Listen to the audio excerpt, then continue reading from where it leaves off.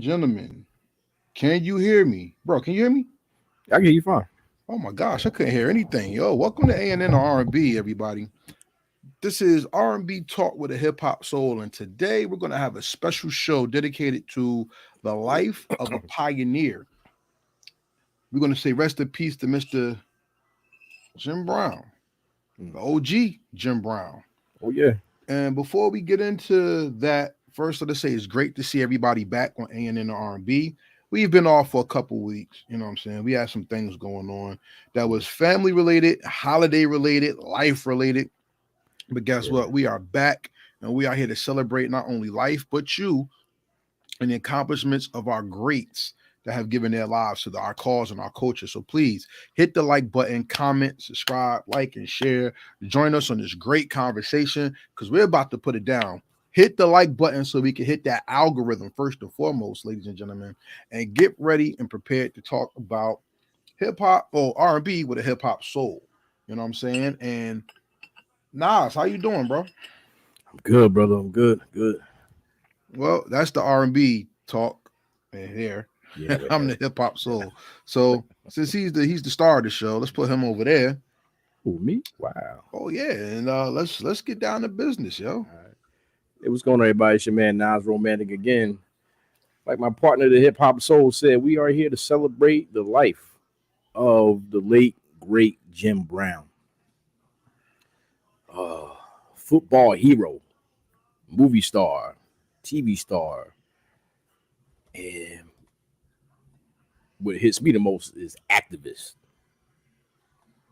He's one of those athletes that fought for civil rights. He fought to stop gang violence.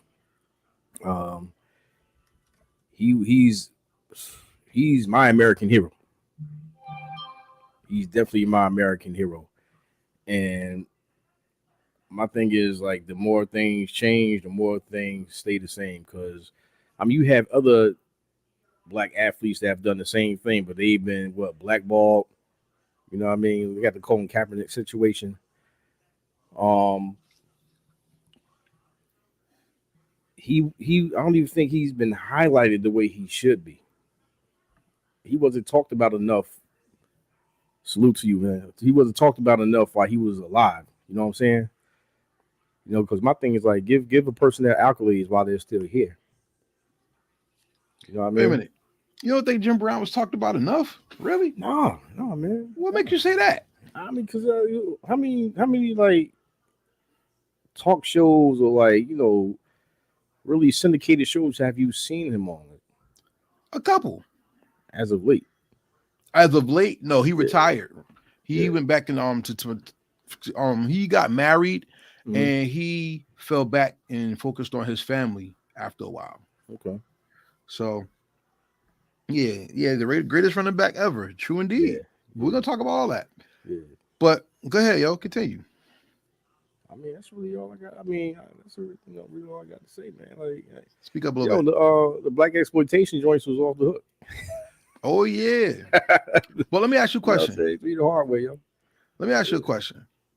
Does Jim Brown define for you the reason why we need more men or people in the community and not in the sports arena? I mean, he did it both. I don't think he would have got as much attention as he did if he wasn't doing this thing on the field like that. You know what I mean? Oh, that's for anybody. Because when you're great and you stop, when people can't use you to make money anymore, that's when you become a problem in this country. Right. Let me get some more light up in here. I look a little crazy. There we go. Now I'm light skinned. Look, let me tell you something, yo. Jim Brown retired as the MVP of the National Football League. He had the highest single player individual honor. And that year he won the MVP, he left. There was only 2 years his team was not in the making for the Super Bowl. But right back then it wasn't the Super Bowl. It was the NFL championship. And the Browns, he played for the Cleveland Browns. And their number one rival was the New York Giants. They were in the 1950s. They were the top teams in the league. This man led the league in rushing for every year of his career except for 2 years. And he was the MVP of the league. Is a myth, if not a legend about him that says when he played football, he never got tackled for loss. He always made his yardage. They said he was one of the strongest, if not the most highly intelligent black men that ever played the game, especially at that time where black men were only niggas into everybody. He showed and proved everybody wrong. And then on another level, he's also in the Lacrosse Hall of Fame as one of the greatest lacrosse players ever. But since there was no professional lacrosse, he played professional football. So he was basically Bo Jackson before it was a Bo Jackson. He was basically what LeBron is to basketball, or Kobe was to basketball. Jordan, all of that put together in one man in football, which is amazing. You know, and all sports get whitewashed. Even today, we see the whitewash in the sports, like Tom Brady being the best. So, you know, he's not. See me if you think he is. But, you know, Gale Sayers is another one. People talk about Barry Sanders and Emmitt Smith, but none of them have the legend of Jim Brown. And he retired because he wanted to be more active in the political arena and fight for his people. That, ladies and gentlemen, is why Jim Brown should be talked about in Black History Month, especially if we're really teaching Black History Month and not the same old caricatures or characters that people portray people to be right every February. He's somebody that we should really look up to. I mean, Nas, I'm gonna keep it real. He's one of my personal heroes of all time. One of my favorite people to see. And you know why? It's not because of how he sacrificed. And it's not because he did things in the community to make the gang stop fighting. It's because he got disrespected so harshly on television. And instead of going back and forth with people, he just led by example. Right. That's what makes him one of my favorites. You know what I'm saying? Personification of show improvement. Did you see the clip where I think it was Jackie Joyner Kersey basically tried to get loud on him, or she did? And he was talking about how we should spend our money within our community. And she was saying, well, nobody can tell me where to spend my money. I spend my money when I want to. You know what I'm saying? Nah, I'm not painting her to be a bad person. Yeah. First of all, that was an elder man she was talking to like that on television. And second, it just proved the fact that whenever you stand strong for something, opposition will come in many forms, and how you conduct yourself is going to be how people will take to you. And that's one thing about him that I absolutely loved, is that no matter how much of a tough guy he was, he showed his humanity. Even when people tried to pile on him, he showed his humanity and was just like, yo, you can say what you want, but I'm going to do what I'm going to do. You know, and it is what it is, but I'm about my people. I'm about my community, especially as a man who lived through a lot of the atrocities of the 60s, 50s, and 40s, when a lot of people were born in the 60s and 70s and tried to argue him down about Black pride, which is crazy to me. Definitely. And I like his philosophy on activism too. What was it? Because I looked at the interview he had. He said he really didn't agree with Dr. Martin Luther King's stance on passive resistance. Mm-hmm. He agreed that if you wanted to affect change, that you had to be active in affecting change. Right. That you had to take some type of action instead of marching, singing, and praying and hoping that the people that are keeping you down will all of a sudden grow a conscience and stop doing the wrongs that they're doing to you. You had to make them. You had to, you had to put in actions to make them make that change, to stop doing this the way they're doing this. I agree. First of all, I'm not a big fan of Gandhi because Gandhi was a racist. You know what I'm saying? If y'all didn't know what a kafir is, or whatever they call it, black folks. Kafir boy, yeah. That, you know what that is? Do you know why I don't like Gandhi? Yeah. But the genius of Gandhi was show the world the victimization, but don't be a punk when it comes to being victimized. You know what I'm saying? Because even in the Bible, Christ told his disciples to carry a sword. You know what I'm saying? And for our people They made the sword the word with no nothing else, and used the scriptures where it says like God is the one that they were disrespecting. So like the vengeance is mine, said the Lord. You know what I'm saying? Yeah. Like yeah, let's just get killed and God will just do what we got to do. And I don't think God ever said that. You know what I'm saying? So I don't discredit the movement of the nonviolent movement, the civil rights movement, SELC, SNCC, and all of them. The NAACP. I don't discredit any of that. But our culture, unfortunately, in America, is derived by people who celebrate the celebrity and not the activist. Right. So for an athlete to become an activist in this country, you're spitting in the eye of the people who want you to be the good NIGGA or NIGGER. Look at Muhammad Ali. He went to jail for not going to Vietnam, right? They stripped him of his title. Look at Sam Cooke, how he wanted to fund Martin Luther King in the civil rights movement. Maybe even up to him going for president. You see what happened to Sam Cooke. And they say a woman shot him, but they found that man with his hands broken, and there was other things going on with his body. Look what happened to Malcolm X. And they have a movie with those 4 people meeting. You know what I'm saying? On Netflix. I haven't seen it yet. I gotta see it though. You still see it? You see it? I haven't seen it yet. It's a great movie, yo. It's like a fictional story, but used around a nonfiction thing. You know what I'm saying? Right. I believe. In recent times, look at Colin Kaepernick. Yeah. And he took a knee for injustice, and they turned it into an anti-flag thing, which it wasn't. And a person from the military told him how to show respect to the flag, and people still try to make it out to be against the flag. Look at we had a Muslim gentleman in the NBA called Mahmoud Abdul Rauf, formerly known as Chris Jackson. He didn't stand for the national anthem. Instead, he did a prayer. He got kicked out of the NBA. Athletes have been on the front line so much that even the NBA had to change its policies on certain things due to the movements of Carmelo Anthony, LeBron James, Chris Paul, and Dwayne Wade. And if you notice, Carmelo Anthony's been blackballed out the NBA for his activism and his stance on civil rights and things.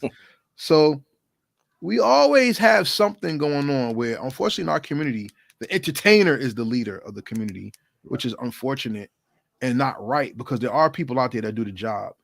And it just goes to show you how a person can use their influence to better the world through entertainment and stopping the world from having fun to look at an issue, and it's critical to their lives. What you think about that? Yeah, that's true. It's like you said, they're in the forefront. They're in the forefront, so it's easier for them to get their word across. It's like the local activists, you're not going to see them on TV as much. You know what I'm saying?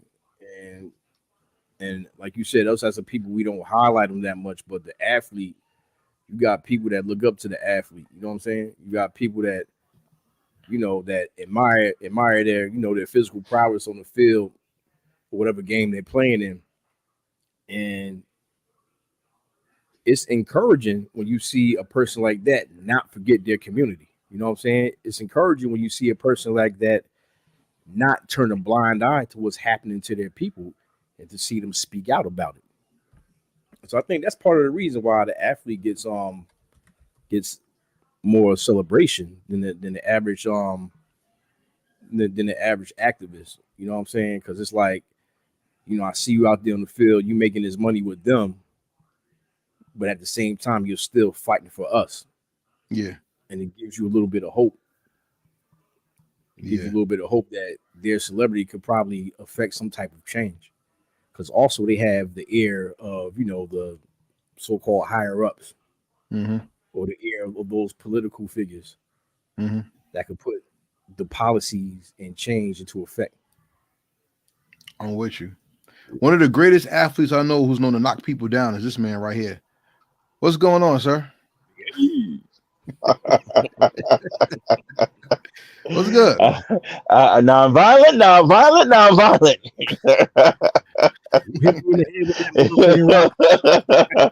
Shout out to Big A joining the show. What's going on, everybody? Glad to be here with my brothers, as always. So, how did Jim Brown influence you, or has anything he did as an athlete turned activist ever influenced you in life? Yes, he influenced me. One of the earlier stars of football that I actually admire, simply because of the mindset and the physicality that he demonstrated on the football field. The physicality that he demonstrated was no matter how hard somebody hit him, no matter um, how long he ran, he always got up slow. And he said it was a psychological thing that he did, getting up slow, where people wouldn't know if he was hurt or anything. And he said it was games that he was actually hurt. He got up slow, and it was games that he was perfectly fine. He still remembered to always get up slow. And that was a psychological way of demonstrating how tough he was physically and mentally on the football field. Generally, when a player gets up slow, it's an indication that he's hurt, and he always did that.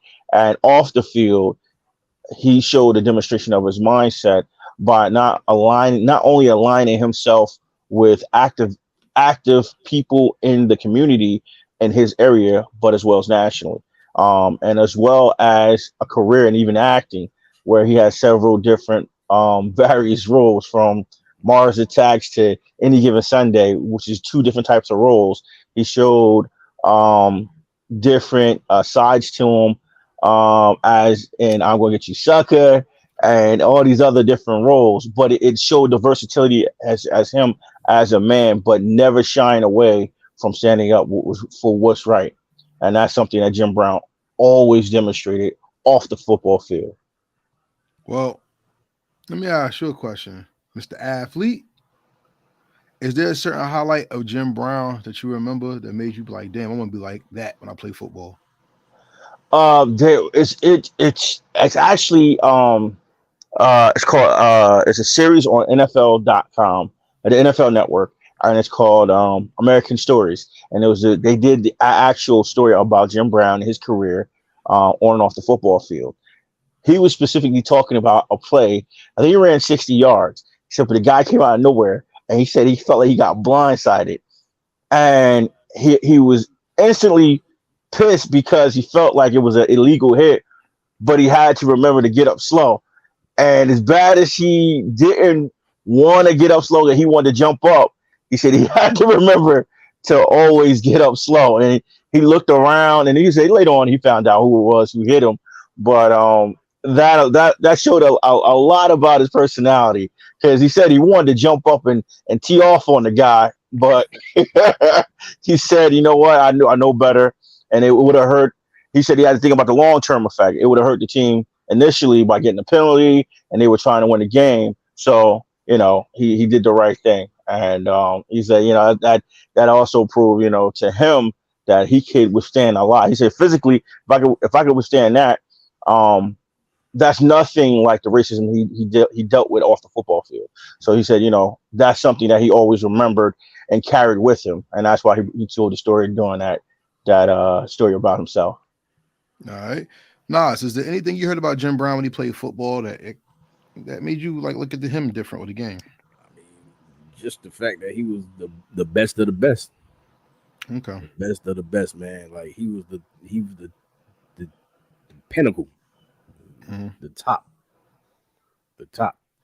And like I said before, like when you're the top guy like that, and then you go out and do your thing, it'll bring more attention to your cause, because like, look at here, this is the best of the best right here. Speaking on what's going on out here in these streets. Yeah. You know what I mean?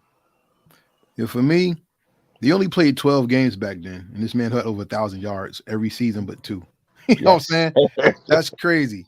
Because if he played 16 games or 17 games like they do now, he would have probably had over 2,000 yards. Easy. You know what I'm saying? And like I said, as far as football, like, I don't know. When I think about sports and athletes in the 1950s and 60s, I always just think about racism. F the field, because they was able to take out their aggression on the field to show you how great of people we are. You know what I'm saying? Shout out to him, Bill Russell. Shout out to Jackie Robinson, Althea Gibson. tennis player, right there. If you don't Jesse know Owens. Jesse Owens, yeah, who ran in front of Hitler. You know what I mean?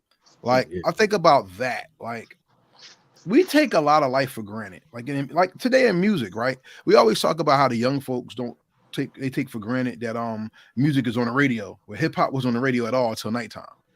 You know what I'm saying? Or we say people take for granted that you could get music on the phone. But back in the day, you had to go actually buy your music, ladies and gentlemen. You didn't know? Mm-hmm. But for me, I think we take for granted that we could turn on television and see our people playing sports. Where I talked to my father, and he used to tell me, he's from Alabama, and he told me he does not support certain teams because there were no black athletes on the team. Mm-hmm. And like a lot of black folks don't like Boston because they're racist. Mm-hmm. But a lot of people do like the Boston Celtics because that was the first team that had a black player in the league. You know what I'm saying? Yep. So it's like that's why a lot of people don't like the Yankees. I found out a lot of people it was so that the people don't like the Yankees because they always win and buy their championships. Where actually a lot of people didn't like the Yankees because of racism that was on the Yankees team. Mm-hmm. That's one reason why Ken Griffey Jr. never played on the team when he was a free agent. Sidetrack to go back to the point. Racism has always been in the fabric of our country, even in the entertainment. And like I said, for Jim Brown and other athletes to be like, black men and women have gone to war and come back and still been treated like third and fourth class citizens. Yeah. To be the top of or like I said, the pinnacle of entertaining somebody in a stand while they buy a ticket to make people rich. The players who look like us could barely get in the league. So then when they got in the league and they changed the face and the trajectory of the league, they still were treated like trash. Mm-hmm. You're my brother on the field if you're accepted, but then after the game, we want to go out to eat. You have to use the colored entrance, or you can't sit with people. The back door. Yeah, or it was taboo to have you on stage on a show with somebody white. Like Betty White got in trouble for that. Remember Betty White, R&B Betty White? She stuck up for black men and black people, and they hated her. Yeah. And one of America's most beloved people, Johnny Carson, said he liked baseball and sports when they were all white. He didn't want people of color in sports. Wow. So to think about what these men, especially like in the NFL and NBA and MLB, what these men went through to be able to play a sport that really didn't even pay much back then because people had second jobs when they athletes and went to war and became soldiers. To think about what they went through, we all take for granted the struggle because activism seems to take a back seat in our community. What do y'all think about that? Does activism take a back seat in your community? In our community? You two go first. Okay. No, it doesn't take a back seat. What entails shows that it doesn't. It takes a tragedy to show that people support. You'll see the real supporters out after a real genuine tragedy. Genuinely tragedies, unfortunately, that happen is usually police violence on civilians. Unfortunately, it's usually a preference of people of color. And it's more prevalent now because of technology, people being able to record and document it for others to see. Like you said, racism is in the fabric of the creation of our country here, and these things aren't new. Unfortunately, the technology is, and by the means of technology, it's now in the faces of a lot of the people of the masses who were either ignorant or just didn't care because it wasn't in their backyard. But the support is there. Nas, what about you?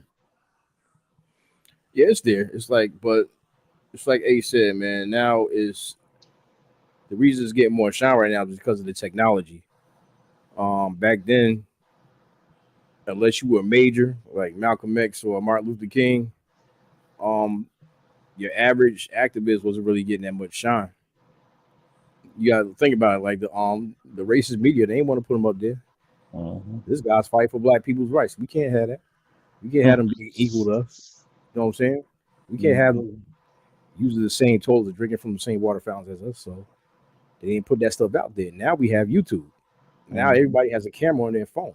You know what I'm saying? So now you got your Professor Griff's, you got your Umar Johnson's. You got things like now you have what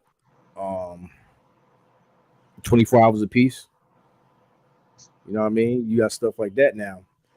So if it wasn't getting this shine back then, it's getting this shine now. You know what I mean? I don't know. I can't agree with y'all because tragedy does bring out the struggle and activism. But there's so much to be activated against that it doesn't really get properly shown. Explain. You're right. Explain. If a cop whoops somebody's ass, everybody should be out there protesting, right? Yeah. I work in education. Critical race theory is one of the biggest topics in the world when it comes to racism and being woke. We don't talk about that enough. No. And there's people out there that's fighting against that. If you don't know about Mothers for Liberty, the DEI, what y'all think the January 6th thing was about? I was on one of my jobs. Salute to me for having 100 jobs. And a woman asked me, because I told her I was a preschool teacher. She said, "You don't teach critical race theory, right?" I was like, "In preschool?" She's like, "You don't teach critical race theory, do you?" I was like, "Man, before I get angry, you know what critical race theory is?" She's like, "Yeah, well, they teach the white guilt." I was like, "Okay. What grade is that in?" "I don't know." I said, "That's a college AP class by choice. That's not curriculum." "Okay." I said, "College, by the way." I said, "Have you ever read a critical race theory book?" She said, "No." I said, "College, by the way, by choice. AP, like those above credits." I said, "Ma'am, you've never seen anything about critical race theory?" She said, "No." I said, "Why the fuck are you asking me about critical race theory if you don't know what the hell you're talking about?" And she said, "Oh, I didn't know." But see, everybody has opinions about things, but people aren't really knowing the battle that's going on and the activism that's out there. That's why I love Jim Brown and Colin Kaepernick and those people so much, is because not only are they putting their lives on the line, they're shining light on the things that we need to actually take notice of, because the world is much smaller than we realize, and it's getting smaller day by day with the technology, and people are fighting to keep the information away from you, and that's something else we got to fight. In Florida, you can't teach about Rosa Parks, Martin Luther King, the Ku Klux Klan. You can't do any of that stuff, and if you do, you go to jail and lose your job as a teacher, and you lose your teaching license, right? Now, Florida is trying to do this. Texas is trying to do this. South Carolina is trying to do this. And Arizona is trying to do this. I think Mississippi and Louisiana may be 5 and 6. I'm not sure. Wow. But people like Jim Brown heard this, and because they were athletes, the response had a red light, green light, whatever on it, a special light, strobe light, spotlight on it, and people was able to see it. But you don't have a lot of people talking about that activism much at all. So I ask you, is this the age of information and activism, or is this the age of information without activism, or is this activism without information? What do you think? I think it is the age of activism with little action. Because, like I said, we can talk about it to death. It's been going on forever. It's been going on since before all of us was born. We can talk about, the police did this. We can talk about, redlining this. This man can't get this job because of racism. This woman's being held back because of racism. But after you talk about it, what actions are you taking? I don't see too many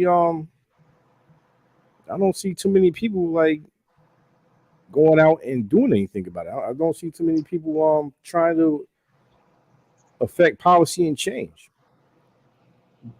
or getting at the people that can make those changes. Like I said, we can talk about it all day, but all the marching and the kumbaya, all this good stuff is not gonna do nothing. They don't care about that. They don't care about that. You know what I'm saying? As long as you ain't taking any action, like you're not a threat. You know what I'm saying? You have to be a credible threat to affect some type of change. You know what I mean? Whether you make it, whether it's the pockets, you know what I'm saying? Whether it's boycotting something or, you know, I would say just boycott something because, like, once you start messing with the money, then that's when they start wanting to listen to you. You know what I'm saying? Hey, that's the damn truth. Yeah. So you know, you have to first of all stick together in taking action and take action. Period. This is how a group can sell. This is how a group can sell. You heard that? Yeah. She said about something about selling.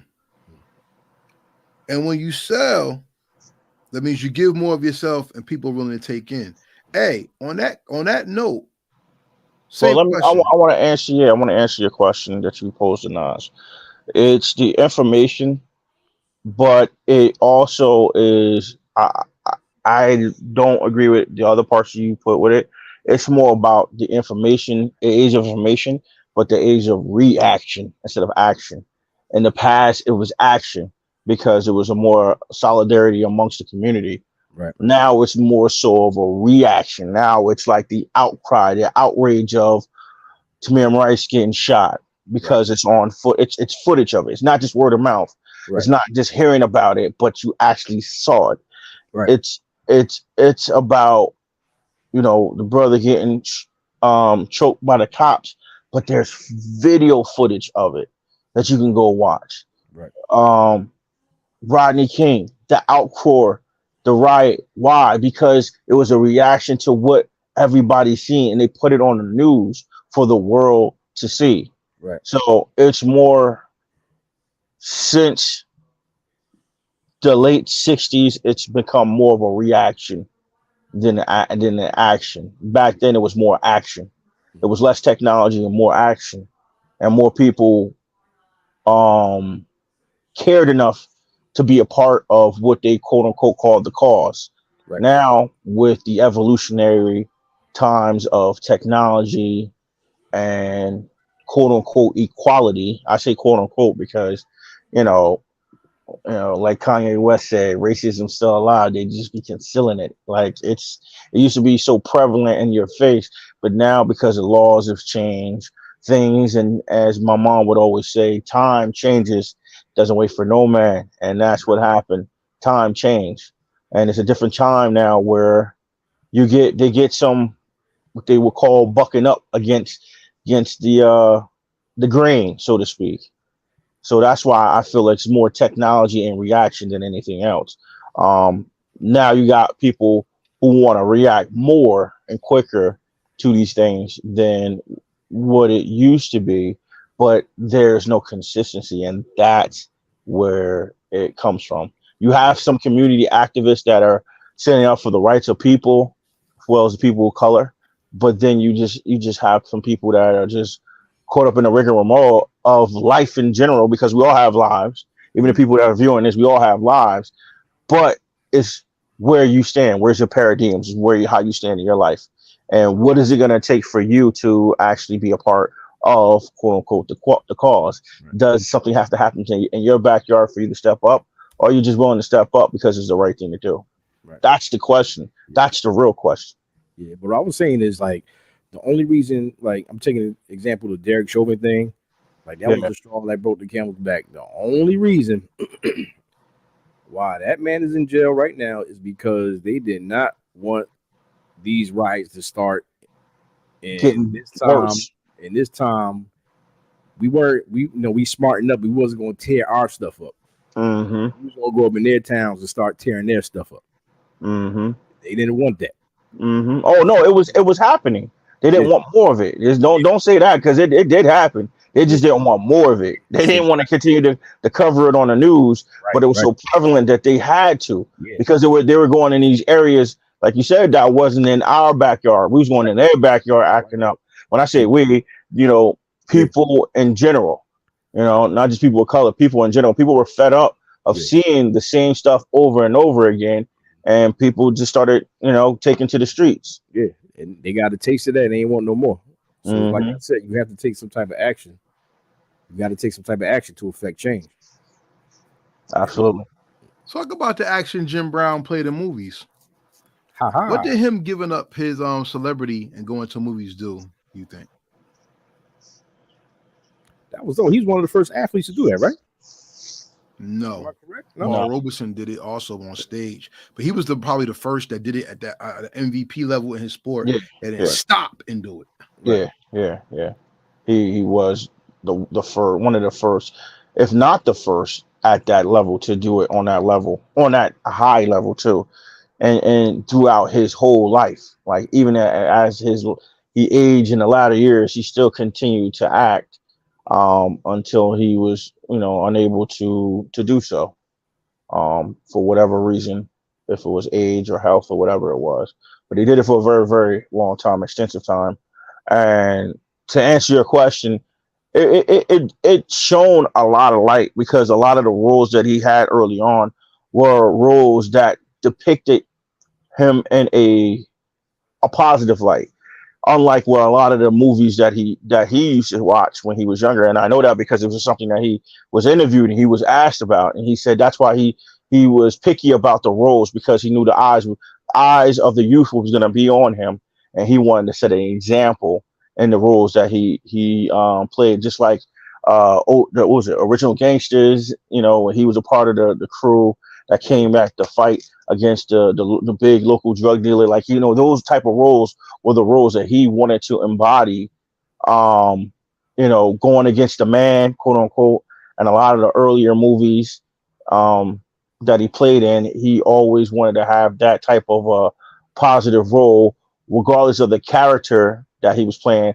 The role was what he felt was more important, the prevalent presence of what he was playing. Right. See, I think it showed that his versatility, man. Like he wasn't just a football player. He wasn't just a jock. Like he could go out there and acting is something you gotta really put your mind to. He showed out there. I'm just not a dude that's up there kicking ass on the field. I could go out there and use my mind. I could go out there, get these jobs, get these acting jobs, and do my thing on the screen or stage or wherever. I don't just have to stick to football. I don't have to stick to sports. I don't have to stick to entertain you as an athlete. I could entertain you on screen as well. I ain't a one trick pony. I could do it all. This is show you some part of his activism. He had a movie called 100 Rifles, where he was hugging the white chick on the screen, and that was taboo back then. Mm-hmm. And y'all know the story of Jack Johnson, how people tried to kill him for having a white woman. And he made the movie, what was it, Joe Young, about him? Mighty Joe Young. Monkey that had the white woman. Imagine how they tried to get at Jim Brown for hugging that white chick on the screen. You know what I'm saying? Mm-hmm. I mean, Jim Brown has so many movies that are iconic. One of my favorite rappers in the game is Double O, right? Mm-hmm. To me, when Double O put his shades on, he reminds me of Jim Brown. Because it's that rough exterior of like, I don't take no shit, basically, that come off. And I think Jim Brown is like one of the perfect examples of being stern. Because especially in Hollywood, where they want every black man to put on a dress, to become a comedian, to be dainty. Because as you see, there's more positive imagery of the woman now, where black males look like Stepin Fetchit's caricatures or just like comedy. Yeah. He was a very stern actor, you know what I'm saying? And it came across in his parts. We talked about OG, was Original Gangsters, right? Original Gangsters movie. We talk about Dirty Dozen. The Dirty Dozen he was a part of. He was in that movie. Like I said, Riot. Yeah. He uppercutted the fuck out that alien in Mars Attacks. Yeah. Oh my God.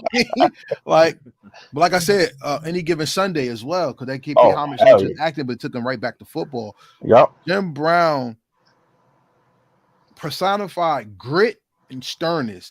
And like even when he was like that in the movies, to hear this man went into the hood to talk to Crips and Bloods about making a truce, right, so they could stop killing each other and start fighting for the communities that those gang families were made to protect first. Think about how Jim Brown influenced that change.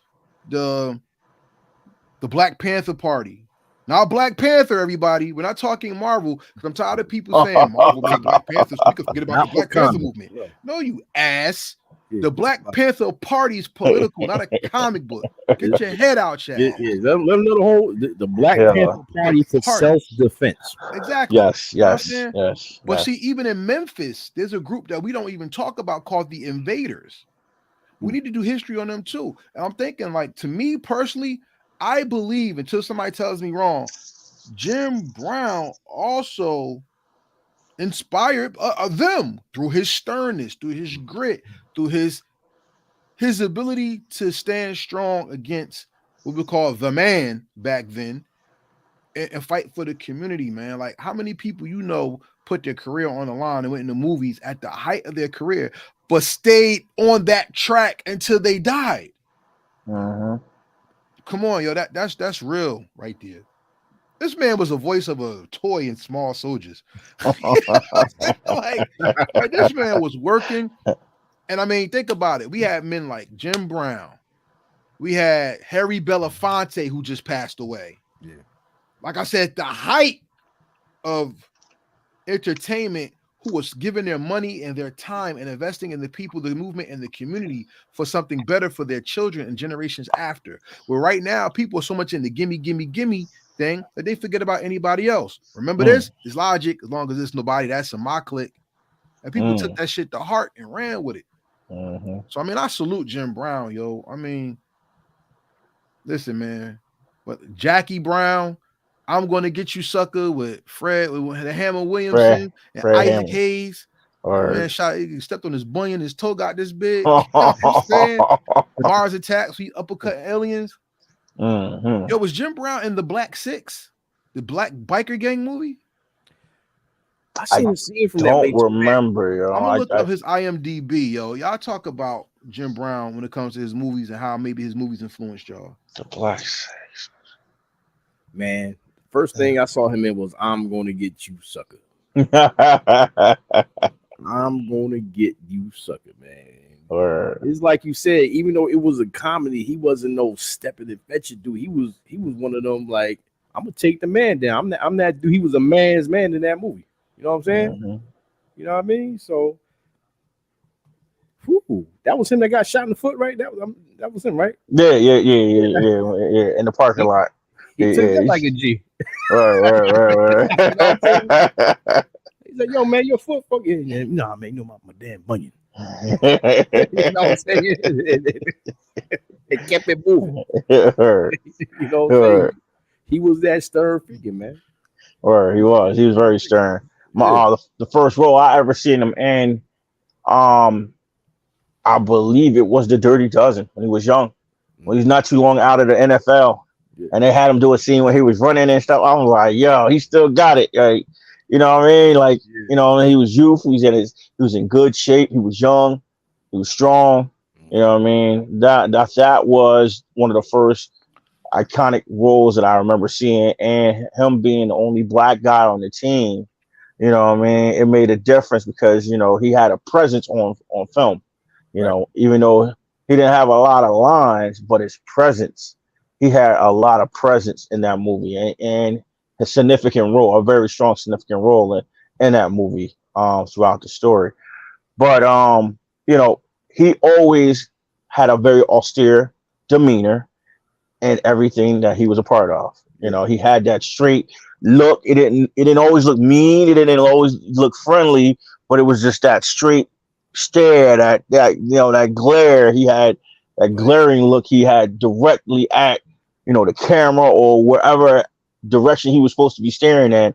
He always had that same look, you know. That don't yeah. Like, yo, you can get knocked like alien. I knock aliens out for a living, like, you know what I mean. So yeah, he had that look, but he always showed versatility in his characters too. Because even, you know, I'm Gonna Get You Sucker, he showed a comedic side to him. Right. Even though he really wasn't laughing, he showed a comedic side to him.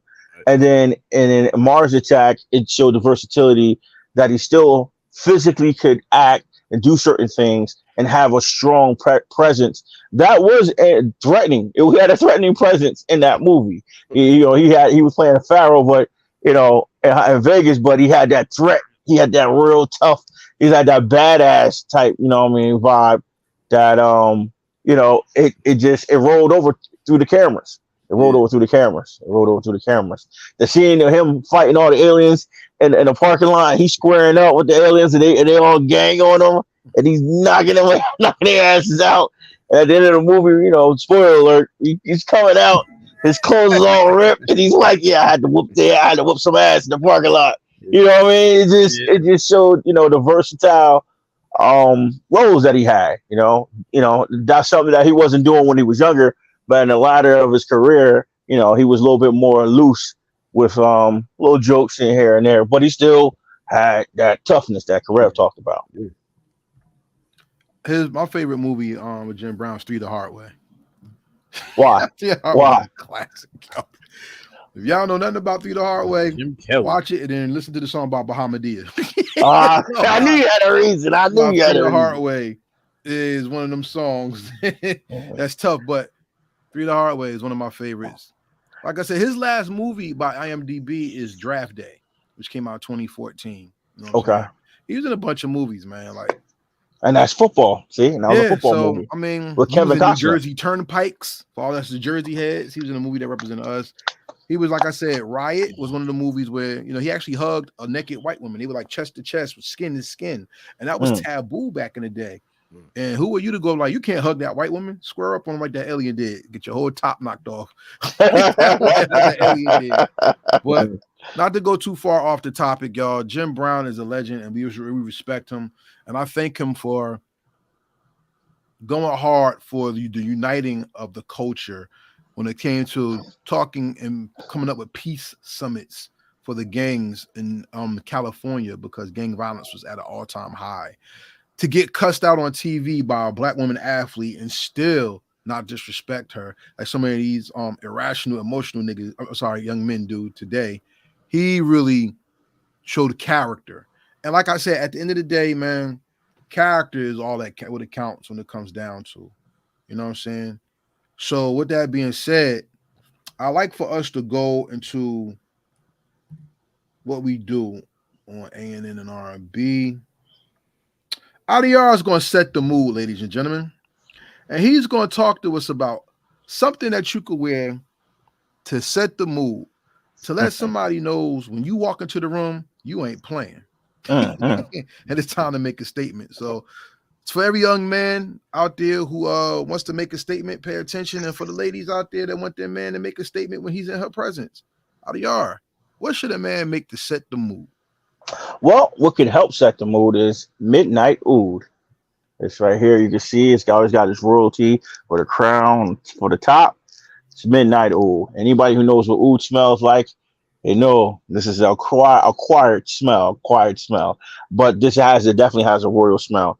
It has the high notes of saffron, sandalwood, patchouli. So it's got a very complex, very strong smell. It lasts. This right here will last on your clothes and your skin minimum 8 to 10 hours. This lasts a long time.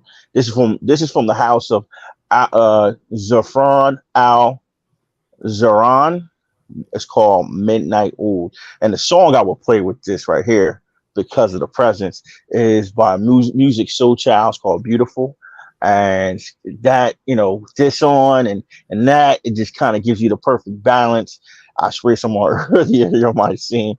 And I'm still smelling just that one spray. Is like, when you walk in a room, you will light up the room with this fragrance. You're gonna easily get, wow, what are you wearing, or what the hell is that? So it's no gray areas with this. It's either they're gonna love it or they're gonna be like, what the hell? Who's wearing that? So this is one of those fragrances that are definitely one of those acquired tastes. This is Midnight Oud. It's not that expensive, but it's a home run. So, question, sir. What's up? Is that for going out on a lounge setting, or is that something a young man would wear to a party? This is actually, I would consider it more of a older gentleman to wear. That Older gentleman, yeah, older gentleman to wear this fragrance here. Simply because where you go, your presence is going to be noticed because of this. Your presence will definitely be noticed because of this. Like I said, this is one of those fragrances. If it bonds with you, it bonds with you, and people are gonna be like, "You smell good." I've had it on, and I've hugged somebody, and then you do one of these clamps where they hold you and take a little extra whiff for you. And I mean, this is one of those fragrances there. This is something that definitely have you getting those noticeable whiffs. And like I said, is either they're gonna love it or they're gonna be like, "What the? Who's wearing? Who the hell got that on?" That could be a good one. Who in the hell got that on? Or it could be who in the hell got that on. So it depends on the sniffer, so to speak, whoever's smelling it. But it definitely brings presence and a lot of body. It has a lot of body. So this is something you could spray like maybe 2 or 3 times, and that's it. You're not going to need more than 2-3 sprays with this right here. It's that strong. All right. So if you're a cub looking for a cougar, put that on and go to all the old ladies. Is that? Yeah. Right. Remember on the show, for those who remember the show Martin and the Club Nipsey's. This is something I can see somebody going to Nipsey's with. It's trying to bag somebody out of Nipsey's. All right. So all y'all looking for older women who like chicken wings? With some of that get you an older lady who wants you to come over every now and then. Midnight Oud. Midnight Oud. Is Oud UUD? Well, how do you spell Oud? OUD. Oh, Midnight Oud. Yep, OUD. Midnight Oud. Oh, you down? No. All right. So to go to our next thing, we have our brother Nas the Romantic, who talks wasted potential. Can you give us some wasted potential? Introduce what your segment is about in the song that you have for us this week. All right. It's your man Nas Romantic. My segment is Wasted Potential. That is the song on the album, which, in my opinion, should have been on the radio. But for whatever reason, whether it be the artist or whether it be the company itself, never made it to the radio. Maybe they didn't believe in it, but I like the song, man, and it's wasted potential because they could have made some money off it. That could have been the next hit single. That could have been the next single you hear 20 years from now. You know what I'm saying? It could have been that outstanding song that stood the test of time. But because they didn't believe in it, it never got on the radio. So today, I'm gonna cheat a little bit. You know this song, but you haven't heard this song, right? The song I'm going with, because the subject matter is optimistic, right? Yeah. Now, you heard optimistic before. Everybody heard this one on the radio before by the Sounds of Blackness. This cover was done by August Green with lead vocals by Brandy. Y'all know who August Green is, right? August Green. All right, that's Common. That's Common with the producers Robert Glasper and Kareem Riggins. Right? It's an uplifting song. Like either version that you hear, and Brandy did a damn thing on the song. It's an uplifting song, man. It says it's in the lyrics itself. You can win as long as you keep your head to the sky. Whatever you're going through, man, just keep pushing. Mm-hmm. All the stuff we're going through right now with the racism, the black on black violence, the police on black violence. If you keep pushing, if you keep your head to the sky, we're going to get through it. All right. That's my song for the day, man. Brandy, as usual, that's why they call you the vocal Bible, man. You did your damn thing. I don't know why this hasn't been on the radio, but check it out. It's on YouTube. I bought the song. We don't stream, we buy the song. I guarantee you won't like it. That's what I do on Wasted Potential. I introduce you to your next favorite song. Facts. I like that catch line. I introduce you to your new favorite song. Keep that. And ladies and gentlemen, even if we're fighting through racism, we got to fight through these overpriced groceries because $20 should get you more than 2 apples and a grape. That shit is crazy. You're looking at the receiver Word. like, why? Now we have another person on the show. Her name is Nika LaDean, but unfortunately she's not here. And she does a top 5 segment where we go into her top 5 songs about the topic and what she sees and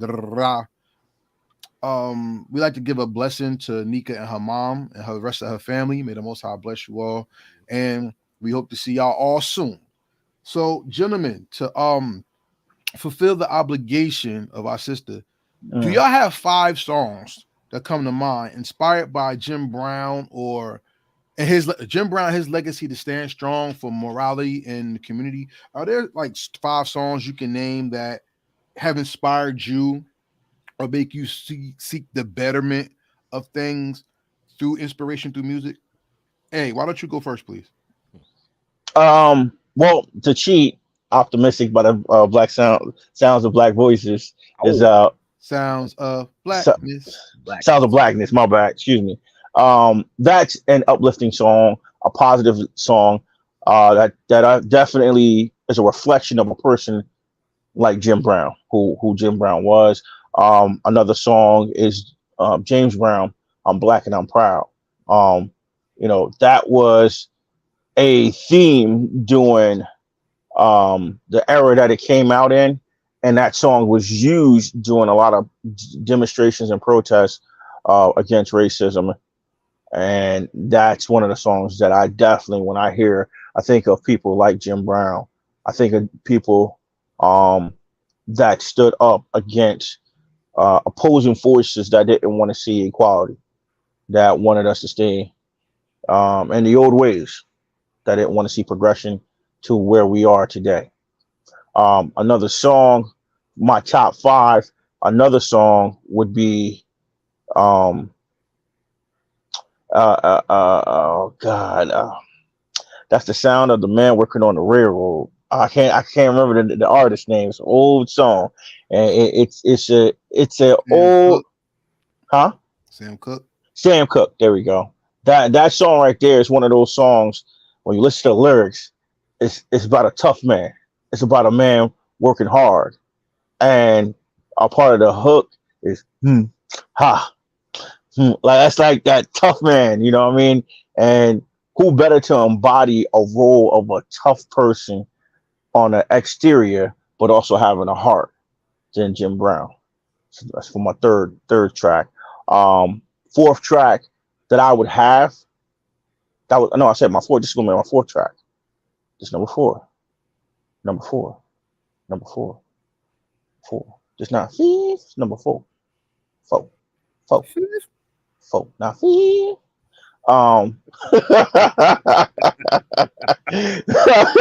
My next track would be just off the top of my mind will be long time coming. Oh man. Change gonna come, Sam Change Cooke. gonna cook. Sam Cooke again. Yeah. Change gonna come because you know a lot of things was done to see changes. A prime example is Karev. You keep reiterating the fact that he did something that was so taboo on film that it had a major reaction amongst the masses during that time. Where now you can see a person of color with a person of non-color in a relationship on commercials, where at a time you couldn't even see them on the same screen, being so defiant. And when I hear that song, it reminds me of the struggle that people really went through. Our forefathers who went through all types of struggles, even up until early 80s, still today. I can't even say a certain time frame because we still are dealing with the uphill battle of racism in all areas of the world. It's just the prevalent thing. And a lot of people want to say, oh, well, you guys have these rights now, you have that right now. But that's generally people who want to shy away from that topic and be like, oh, look how much you've come from. Like, oh, look what you got now. Yeah, but are we really equal? That's the real question that a lot of people don't want to, really face. They want to say, oh, you could do this now, you could do that now. Yes, we have some freedoms, but are we ultimately free? Is it really equal? And since you guys say that was the fifth, I'll stop. Because you hit me with the fifth line, and that's five, so I'll stop. That's my fifth. Yeah, I was gonna go six, but I'll leave it alone. Thank you. That's the last. Nas Romantic, how about yourself? Is there 5 Ooh. songs that you would like to highlight for the top 5 for the week? Let me see. I'm gonna start off with Black Men United. You will know. It's another. Oh, that's a real good song. Dope song. It's like I said, the struggle is the struggle, man. The lyrics say your dreams ain't easy, but stand by your plan. Mm-hmm. You know what I'm saying? The growth from boys and men, you got to act like a man. You know. Woo! That's All right. No truer words have been spoken. My second one would be Ghetto Children by Khalees. Khalees featuring Mark Dorsey. She says in the song, you don't know. It's basically about us setting an example for our children. You know what I'm saying? She says, you don't know who you may be to someone in society. You know, so in that song, it states like, whatever you do, just be mindful our young ones are looking at us. So if they see us standing tall, if they see us standing with dignity, if they see us not letting anybody else take that dignity from us, then they'll grow up and do the same thing. That's right. Right? Of course, optimistic. I made that face like, damn it, I was gonna use that, even though that's my potential as well. Keep your head to the sky. You can win as long as you keep your head to the sky. Which one is number 4, right? Fabulous. Jaheim. Of course, man. Like that one, he tells the story of what we go through, basically everyday life, where we live at. But listen, we still fabulous, man. No matter what we go through, man, we still here. We still got it, man. We the trendsetters. You know what I'm saying? So, you know, don't hate on us because we fabulous. Last song, number 5, is by Mali Music, Beautiful. Dope song. He says it's a blessing to see people. What's the word? I forgot the words that quick. But he says it's a blessing to see people holding your head high. You know, basically, and no matter what you're going through, like we are beautiful people. You know, and that's my song. That's my 5 songs for y'all, man. Hey, if you don't mind, I had another song I really wanted to say. That also reflected Jim Brown, and is something that, you know, when I hear it, it makes me think of, you know, the whole era of fighting against or protesting against the equality for people of color. The song is "Keep Your Head to the Sky" by what's the band name? Shoot. I keep thinking about all the songs that they came up with. Do you remember? Earth, Wind, and Fire. Earth, Wind, and Fire. Thank you. As soon as you leaned up, I knew I was gonna say Earth, Wind, and Fire. That song right there is a very, very, very good representation of Jim Brown. That's dope. Salute to the gentlemen for their songs. Let me give you one more, man. I didn't mean to interrupt you. I gotta go with it. Harold Melvin and the Blue Notes. Wake up, everybody. Oh, okay. That's a call to action. Yes, it is. That's a call to action song right there. Wake up, everybody. No more sleeping in bed, man. You know, we got to teach the children. We got to take care of our old folks. You know what I'm saying? You lying preachers, stop preaching. Practice what you preach. Politicians, stop lying.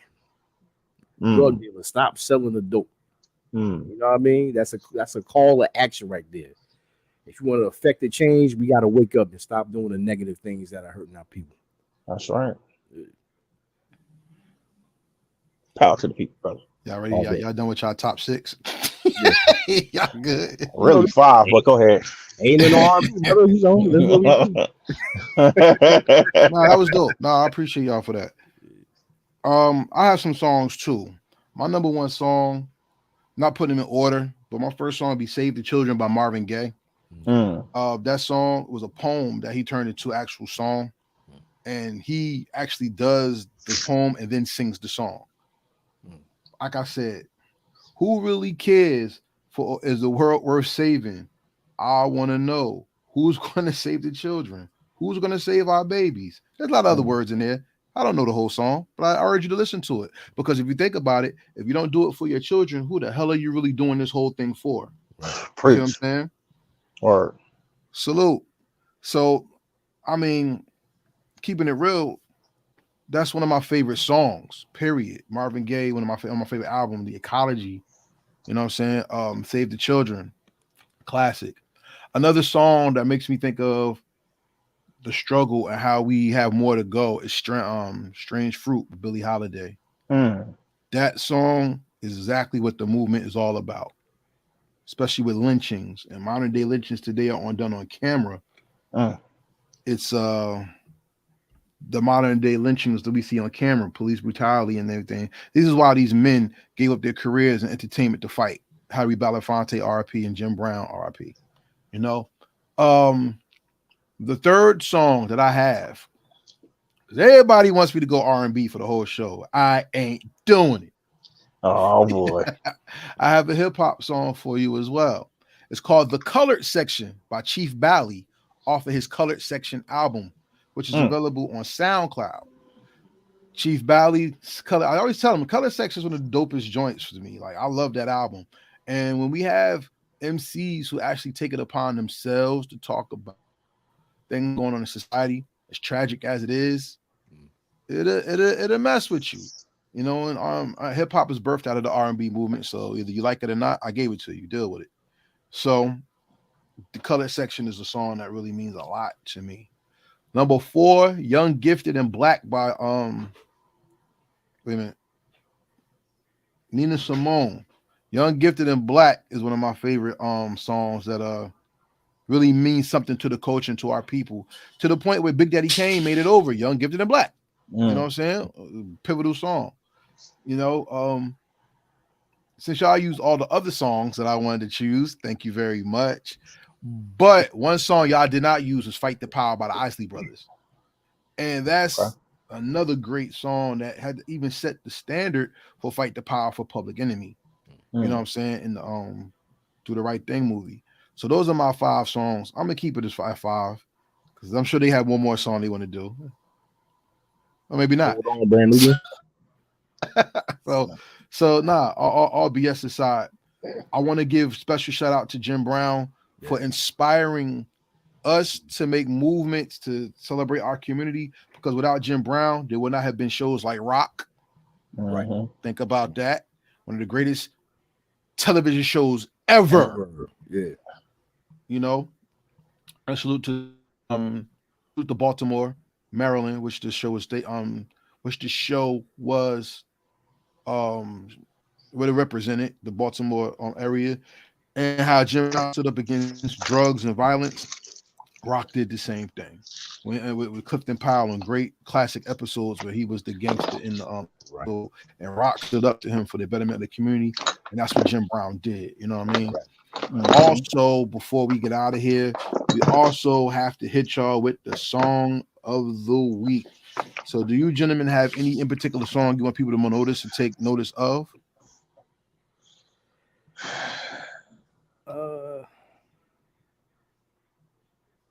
Let me see. I was going to use Royalty, but I used that on another show. But it fits. Matter of fact,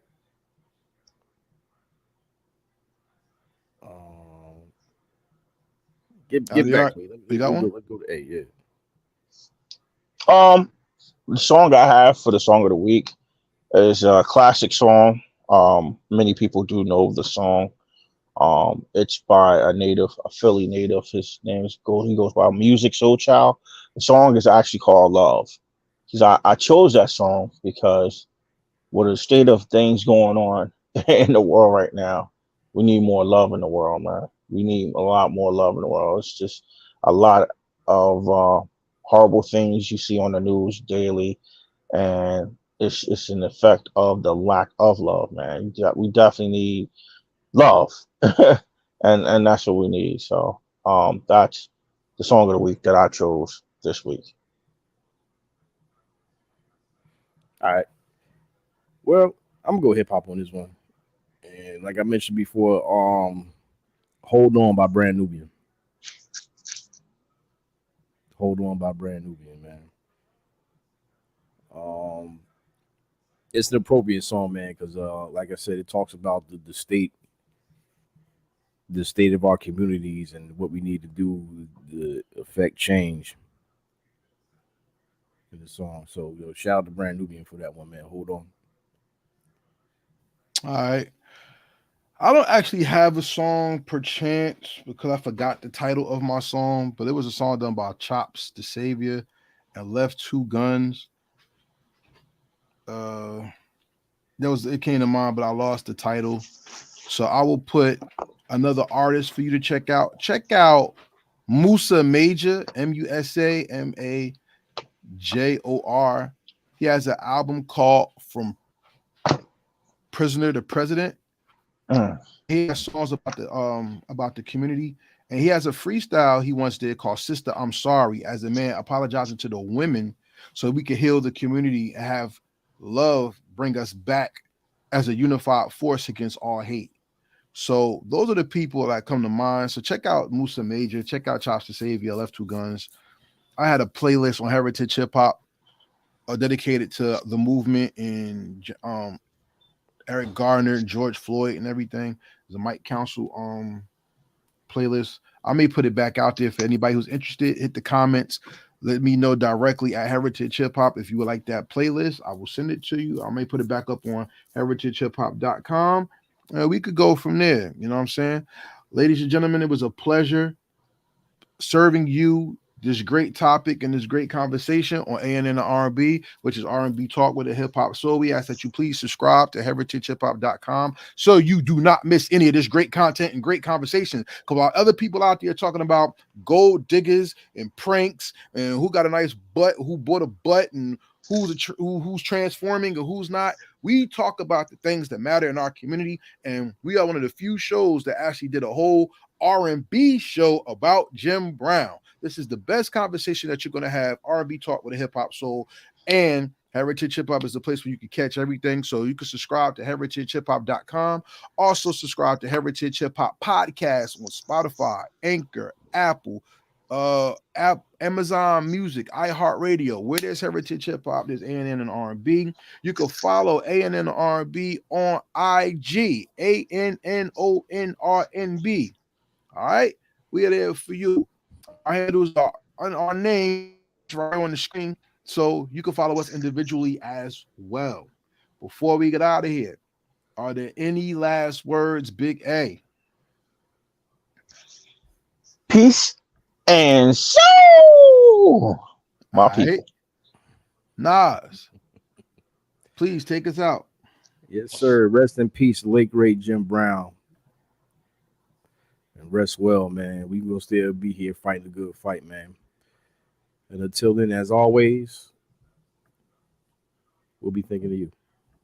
And may the Most High bless the spirits and souls of all those who sacrifice for us. Ladies and gentlemen, we'll take you out with one last look at our brother. Rest in peace, Mr. Jim Brown. Peace, y'all.